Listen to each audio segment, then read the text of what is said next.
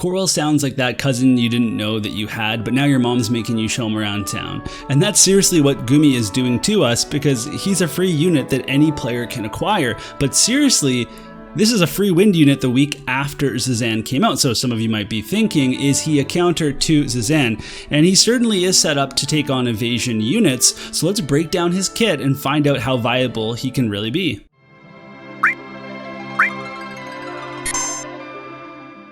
Thank you as always to War of the Visions Calc for the information provided for this video. You can support them on Patreon. Alright, let's take a look at Corwell. He is an 80 cost wind unit, and his main job is sniper and subjobs gunner and nightblade. He's got 2 jump on his base stat, which is great to just get around, navigate the map, get up high and shoot down at people.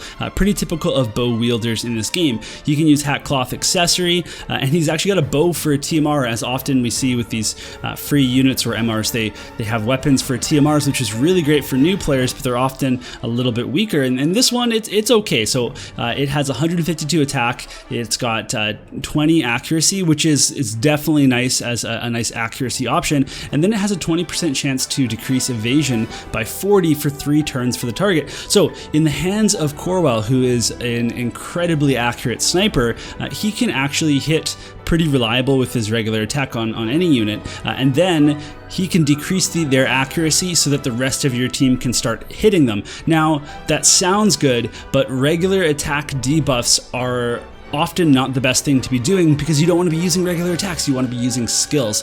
So while this is a really cool idea, I don't know how good it would be in practice. So Corwell also has your typical wind boost master ability, but then he also gets some missile attack for himself, and that's kind of important because his attack power is pretty low. Next up, we'll take a look at Corwell's resistances. He's weak to ice, which there certainly is a lot of in the meta, and then he's strong against earth, which sounds really good, again, because Zazan just came out. Otherwise, he has a 5% slash resist, and then he's weak to strike and strong against missile, no resistances to pierce and magic. So on a whole, his resistances are not good. The missile is one that's nice, because if you're in some sort of a mirror match with other missile units, then maybe he can take a few hits. But overall, he's not going to be someone that's going to be on the front lines taking hits, which is fine because that's not his role. He's supposed to be hanging back and chilling out. So otherwise, for his status elements, he has stop resist, paralysis resist, and then a little bit of blind resist. And those are all, fine. Stop is a really powerful one. Paralysis is niche right now, but I'm sure in the future it's going to see more play. All right, now we're going to take a look at Corwell's stats at level 120. His HP is on the low side, as is his attack stat, 343. It's actually less than 99 Lucia gets, who's also a wind unit capable of 100% hit attacks. So where does he get his praise? Well, it's going to be in his dexterity, which is 350. His agility is 69. His luck is pretty high as well. So he actually has the makings of someone that can do some evasion if you have the full supporting cast around that. Because his agility is so high, he doesn't have any evasion skills, and he doesn't have any sort of like evasion buffs on his kit, but he could be paired with a samurai that uses illusion, and then he has the high enough stats to take advantage of that. But also that super high dexterity plus the accuracy that you're going to see in the rest of his kit means that he is going to be an evasion counter. So while he might not do a lot of damage, he can definitely tag people with a few arrows. Now you may be wondering if you should take him all the way to 120 or save those precious blossoms. Well, if you take him to 120, you're not actually getting that many stats. Certainly not any agility, not a ton of attack. You do get more dex, and in this case you don't even get that much more HP, which is usually the stat that does increase. However, Corwell's most important skill is at level 120, and when you see it, you're going to want to get it. So definitely he's a unit that you will be taking to 120. Moving on to Corwell's kit, we'll take a look at the support abilities first. He gets multiple ways to raise his range. Of course, if you use concentrate on gunner sub, then you are going to lose some evasion rate, but not a lot if you upgrade it. And having gunner sub is actually really important for a couple of reasons for any sort of ranged unit. It gives them the concentrate passive, so they can have that 2 range, but it also gives them aimed fire, which is a very important skill. And then otherwise, he has ways to raise his missile attack, his luck, which is good for evasion, and then his attack and accuracy from his Nightblade sub. So there's a lot of different ways to build him here. Because his attack power is low, you might be inclined to increase his missile attack, but I think what will be definitely important is to have his range increased for sure, so that he doesn't get too close to the front, and that he can do his important barrier breaks and dispels and stuff. So I'm kind of leaning towards giving him tons of range and not focusing on attack, whereas other players might just focus on getting him more damage. Now, if you take a look at his counters, they're all just fine. Like, he's not going to be using the Nightblade counter, which is like the physical slashing attack. The counter shot is okay. That can hit your own units though, so be careful with that since he'll be in the back.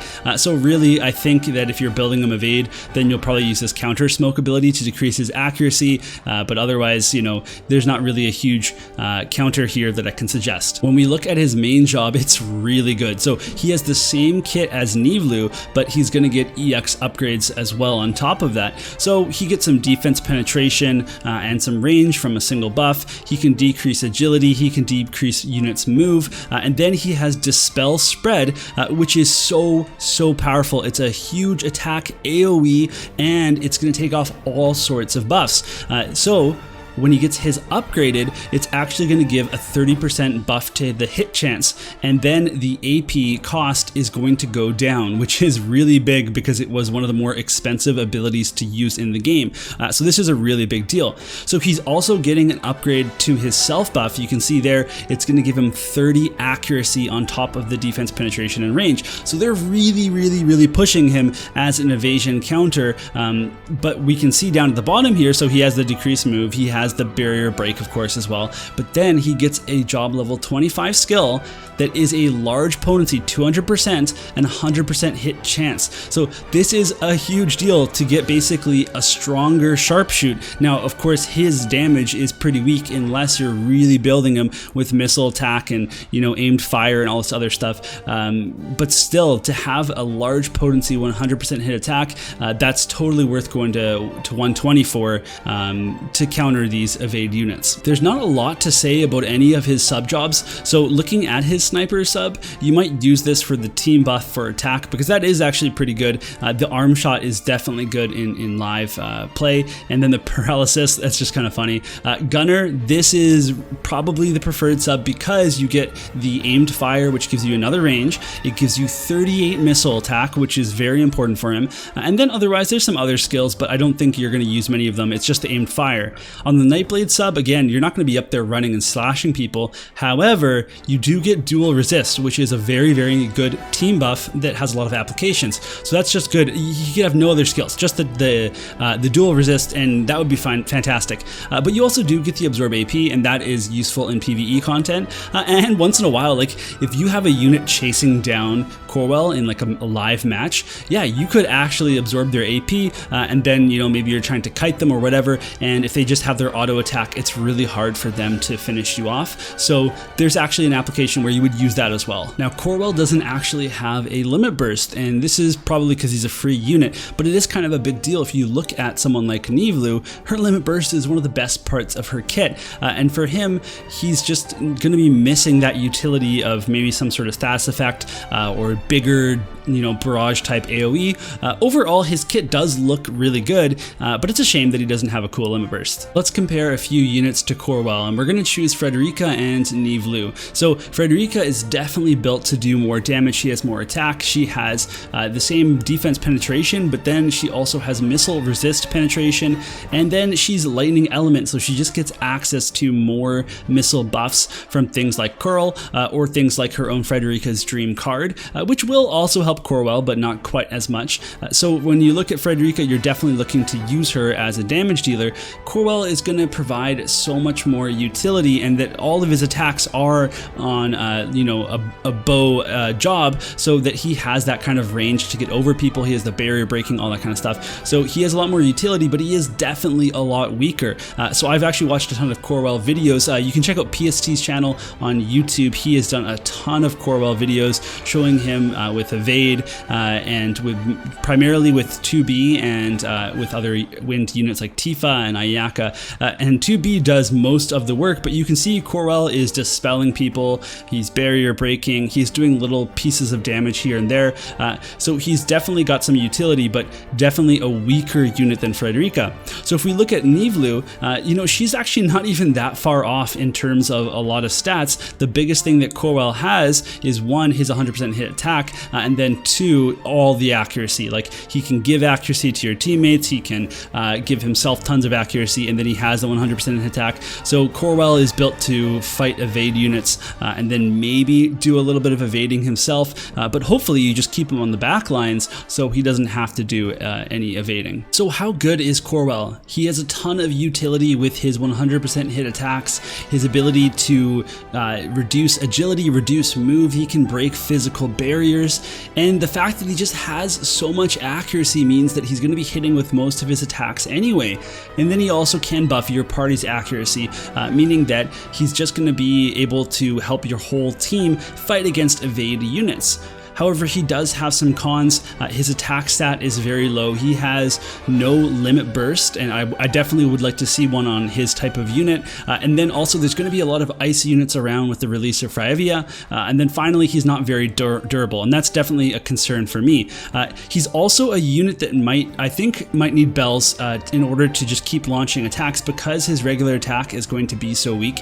Then you just want him to be using all his high potency skills, and definitely that's hard to fit in a lot of units that need bells into one party. Another question you might have is, will Corwell actually counter Zazan? And I don't think that he will on his own. It really comes down to if Corwell can actually one-shot Zazan, because if you can't one-shot him, he'll just come back. You know, if you take 2 shots to kill him, he re-raises, he immortal spirits, whatever it is, that's not good enough, because Zazan can most likely one-shot Corwell just because of his high attack, and even with the elemental disadvantage, I don't think it matters. I think Zazan's going to be strong enough to kill Corwell. So I think it's going to be more of a team approach, and Corwell's going to help with that. He's going to be able to hit Zazan for sure, get him low. Then if you have AoE, 100% hit attacks, whatever it is, and you can take him out in a couple of hits, then yeah, that might be good enough. The fact that he can buff the accuracy of your team so that they can hit Zazan, that might be good enough. But is he going to just be someone you put in your team and he'll take care of Zazan? Certainly not, especially if that team is using a tank. I think that Zazan also has his 15% missile resist that he can put on if missile units are a problem for him. So I don't think this is just going to be the fix that people might want. Not that necessarily that Zazan is even a problem yet. Hopefully I've given you enough information to decide whether or not you want to build Corwell. I think he's definitely good for accounts that don't have snipers or accounts that are heavy into wind. And the good news with Corwell is that you can just build him over time. You can build up his resonance, all of his proficiencies, whatever, and decide after everybody else gives him a shot and sees if he works. Or you can just go right into him, because I think that he's going to be good for all sorts of manual content. You know, hopefully we get more manual content in the future, but because we don't have that cost of pulling, he's definitely a lot safer of a build. And again, just wait if you don't want to spend any Visor now. Now, I actually don't know exactly how he works. I know we get some shards. Is he going to be like Solir, where we have to buy the rest of the shards? Or is he going to be like Krace, where we can just earn all the shards right at the get-go? So he's not a selection quest unit, which means you don't get all the shards through a quest, but depending on how that works out, you might have to make some decisions about how you spend your Visor, but now you have all the information to do so. So that's going to be it for me. Hope this video was useful to you, and if it was, you can tell me in the comments down below, and you can always subscribe to the channel for more content. Otherwise, I'll see you all in the next video.